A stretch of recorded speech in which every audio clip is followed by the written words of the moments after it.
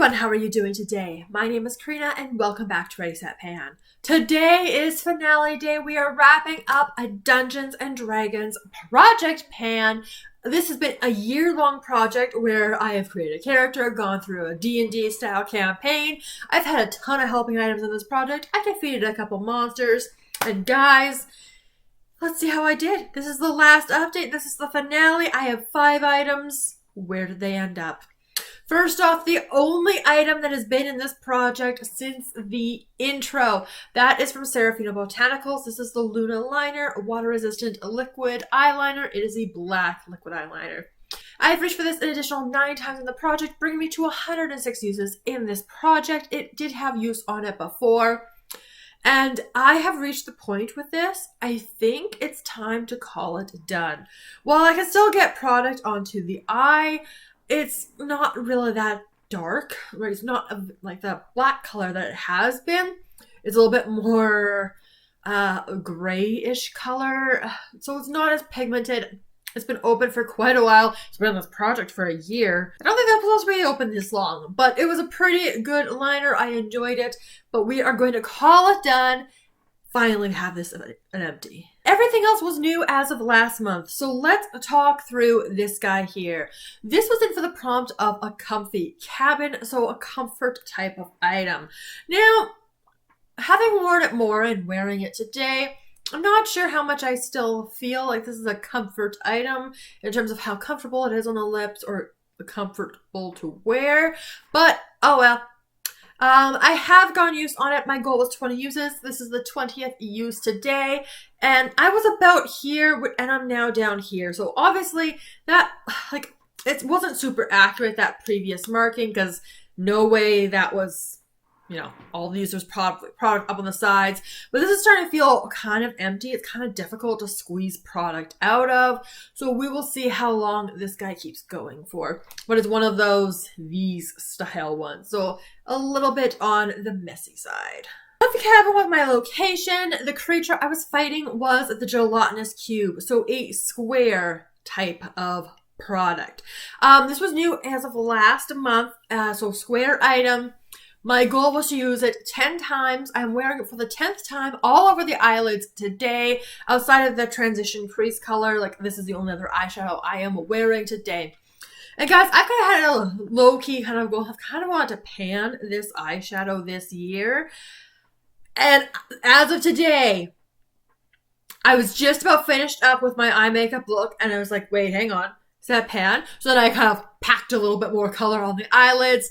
Look at that shiny, shiny, massive pan. I hit that today, which is just, on a finale day, it's just perfect. So I am so incredibly excited about this particular item. I'm speechless. It's so good. I mean, I love this item, but to have hit that pan, because pan and eyeshadows, it's a feat. It is a feat, and not one I get to accomplish very often. Next up was Boots of Speed, an item that you could finish quickly. So I had rolled in the Lancome Comforting Toner, and yeah, this was very much an item that I could finish quickly because it was all the way down to here. Looks like there's a little bit left in there. Really can't, it doesn't come out. I've shaken this and done all the things, so we are calling this also finished off. Finally, I decided to bring this project back full circle to the beginning with my very first helping item I had selected, which was the Deck of Illusion. So I drew a random card, and the card last month was associated with the color green.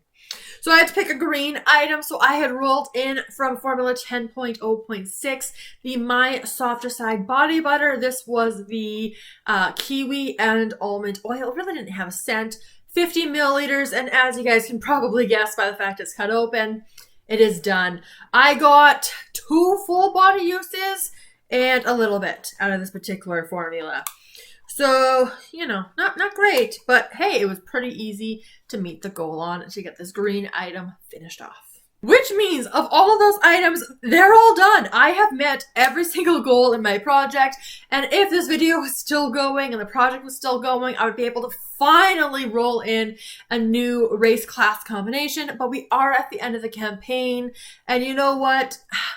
Could there have been a better ending? I've hit all of my goals. I wasn't expecting to. I hit pan and an eyeshadow.